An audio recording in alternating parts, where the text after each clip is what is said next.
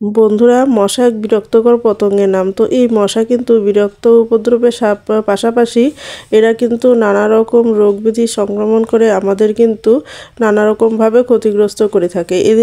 এরা কামড়ানোর ফলে আমাদের নানা রকম রোগ ব্যাধি হয়ে থাকে। আর এটা অল আউট বা স্প্রে যে কোনো কিছু দিয়ে আমরা যদি এটাকে তাড়ানোর চেষ্টা করি, এতে কিন্তু আমাদের শারীরিক আমাদের অনেক রকম ক্ষতি হয়ে থাকে। হয়তো অ্যালার্জি নানা রকম রোগ ব্যাধিও কিন্তু এটার থেকেও আমাদের হয়ে থাকে। তো ফলে কি হয়, আমাদের কিন্তু সেভাবেও সম্ভব হয় না। তো বন্ধুরা, আমরা যদি ঘরোয়া পদ্ধতিতে কিছুটা উপায় বের করে তারপর যদি মশাটা তাড়িয়ে নেই, তাহলে বিশেষ করে বাচ্চারা কিন্তু খুব উপকার হয়, বাচ্চাদের জন্য খুব উপকার হয়। ওরা বলতেও পারে না, আর ওদেরকে কিন্তু মশা বেশি করে কামড়ে দেয়, ফলে ওরাও কিন্তু অসুস্থ বেশি হয়ে পড়ে। তো বন্ধুরা, এরকম যাতে না হয় তারই জন্য কি করতে হবে, মশা থেকে যাতে জমতে না পারে, মশার জল যাতে জমতে না পারে এবং খেয়াল রাখতে হবে, এবং চারদিকে নোংরা আবর্জনা থেকে দূরে থাকার জন্য চেষ্টা করতে হবে। চারদিকে একটু ব্লিচিং ছিটিয়ে দিতে হবে, জল যাতে না জমে সেটার ব্যবস্থা করতে হবে। এবং যখন বাচ্চারা বা বড়রা বাড়ি থেকে বের হবে, তখন একটু হালকা কিছু পরিয়ে তারপর যদি বাড়ি থেকে বের হয়, তাহলে কোনো না কোনো দিয়ে কিন্তু আমাদেরই উপকার হবে। তো চলো বন্ধুরা, আমরা ঘরোয়া পদ্ধতিতে একটি রেমেডি তৈরি করে নিই। তো বন্ধুরা, প্রথমে আমি নিয়ে নিচ্ছি এখানে বাটি। তো দেখতেই পাচ্ছ, একটা বাটি নিয়ে নিচ্ছি। এখানে তোমরা চাইলে কাচের বাটিও নিতে পারো, আবার স্টিলের বাটিও নিতে পারো। তো তারপর আমি নিয়ে নিলাম সামান্য পরিমাণ লবণ। তো আমি যেহেতু অল্প করে বানাবো, তাই সামান্য পরিমাণ জিনিস নিচ্ছি। তোমরা চাইলে কিন্তু বেশি করেও নিতে পারো যদি তোমাদের বেশি প্রয়োজন হয়। তো বন্ধুরা দেখো, এখানে আমি নিয়ে নিচ্ছি তারপর খাবার সোডা। খাবার সোডা কিন্তু আমাদের পোকামাকড় তাড়াতে কিন্তু ভীষণভাবে সাহায্য করে। আর খাবার সোডার যে উপকারিতা, সেটা কিন্তু অনেক কাজে যে লাগে সেটা কিন্তু কারো অজানা নয়। তো পোকামাকড় তাড়াতেও যে সাহায্য করে সেটা তোমরা কি জানো? সেটা যদি না জানো, আজকে থেকে ভালো করে জেনে নাও যে পোকামাকড় তাড়াতেও কিন্তু খাবার সোডা খুব ভালো সাহায্য করে। তো তারপর আমরা বন্ধুরা নিয়ে নিচ্ছি এখানে হলুদ। হলুদের যে উগ্র একটা গন্ধ রয়েছে, সেটা কিন্তু মশা একদমই সহ্য করতে পারে না। তো বন্ধুরা, এই হলুদটা দেওয়াতে কি হবে, মশা কিন্তু গন্ধে কিন্তু এইগুলো সব উপকরণগুলো একসাথে যখন গন্ধ হবে, উগ্র একটা গন্ধ হবে, এই গন্ধর ফলে কিন্তু মশাগুলো অজ্ঞান হয়ে পড়ে যাবে। তো বন্ধুরা, আমি বারবারও বলছি, আমি যেহেতু অল্প করে বানাচ্ছি তাই অল্প অল্প করে দিচ্ছি। তোমরা যদি চাও বেশি করে বানাতে, তাহলে তোমরা একটু বেশি পরিমাণে দিবে। তো দেখতেই পাচ্ছ, তারপর আমি নিয়ে নিচ্ছি এখানে ডেটল। তো ডেটলও এক চামচের থেকে সামান্য পরিমাণে একটু কম নিয়ে নিচ্ছি। তো এখানে ডেটল দিয়েও আমি এটার মধ্যে ভালো করে মিশিয়ে দিব। তো বন্ধুরা, তোমরা যদি এর থেকে বেশি করে নাও, তাহলে 1 চামচ পরিমাণ ডেটল দিয়ে দিলেই হয়ে যাবে। তো দেখো, আমি ডেটলটাও দিয়ে এটার সাথে মিশিয়ে দিচ্ছি। তারপরে যেটা করতে হবে বন্ধুরা, এখানে দিয়ে দিতে হবে ডিটারজেন্ট। তো ডিটারজেন্টও দিয়ে দিলাম। দিয়ে দেখো, আমি এই ভালো করে উপকরণগুলোকে একসাথে ভালো করে মিশিয়ে নিচ্ছি। তো ভালো করে মিশিয়ে তারপরে যে কাজটা করতে হবে বন্ধুরা, আমার এটার মধ্যে দিয়ে দিতে হবে জল। তো সামান্য পরিমাণই জল দিচ্ছি, আমি অল্প করে করব তাই সামান্য পরিমাণ জল দিচ্ছি। তো দেখো, এইভাবে আমি কিন্তু এই জলটা দিয়ে দিলাম। তো জলটা দেওয়ার সাথে সাথেই কিন্তু দেখো, আমাদের কিন্তু এইগুলো কালারটা দেখতেই পাচ্ছ কত সুন্দর হয়ে যাচ্ছে। এই কালারটা কিন্তু আরও সুন্দর হবে যদি সম্পূর্ণটা ভালো করে মিশানো হয়। তো দেখো, আমি ভালো করে মিশিয়ে নিচ্ছি। এইগুলো যাতে ভালো করে মিশে যায়, তাহলে যাতে দানা দানা না থাকে সেটা কিন্তু খেয়াল রাখতে হবে। তো বন্ধুরা, তোমরা কিন্তু ভালো করে মিশিয়ে নিও, তো দানা দানা যাতে একদমই না থাকে। তো এইভাবে করার পরেও কিন্তু অনেক সময় কিন্তু দানা দানা থেকে যায়, এর জন্য কিন্তু তোমাদের এরও কিন্তু ব্যবস্থা রয়েছে। তো এইভাবে করে কিন্তু আমাদের 5 মিনিটের জন্য রেখে দিতে হবে।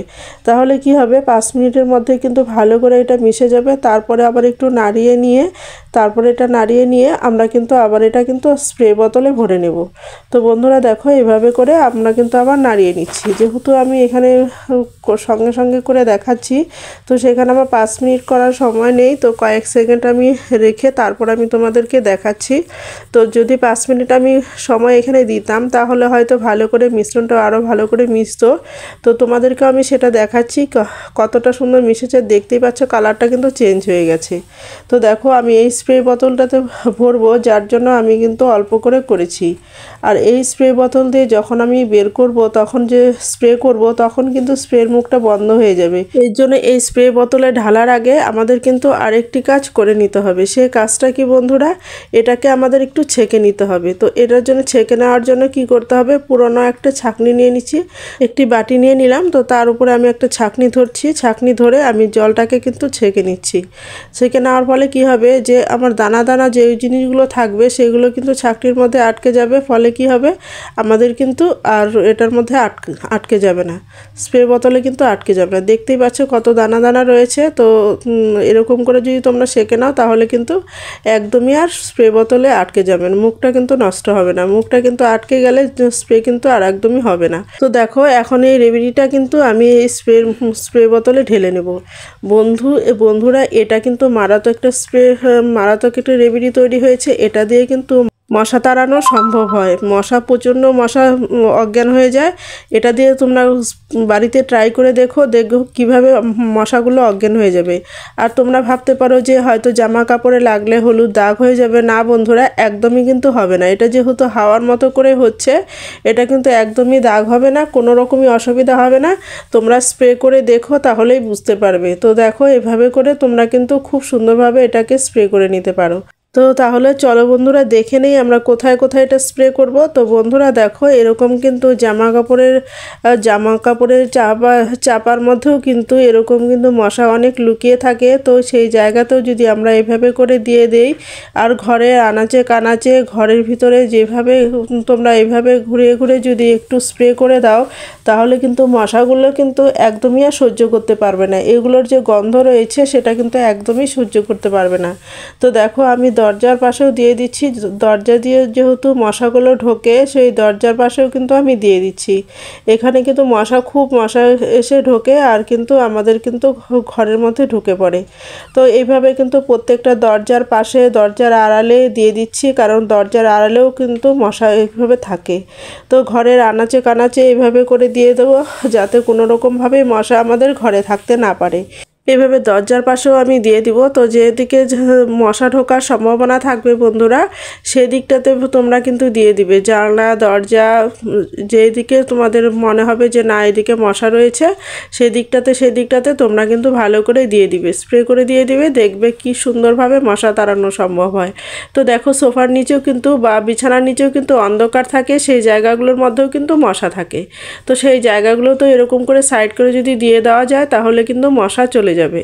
তো জানলার পাশেও আমি দিয়ে দিচ্ছি। তো বন্ধুরা, এইভাবে করে কিন্তু আমরা কিন্তু মশা তাড়ানো আমাদের কাছে কিন্তু খুব সহজ হয়ে যাবে, যদি আমরা এরকম একটা রেমেডি তৈরি করে নেই ঘরে।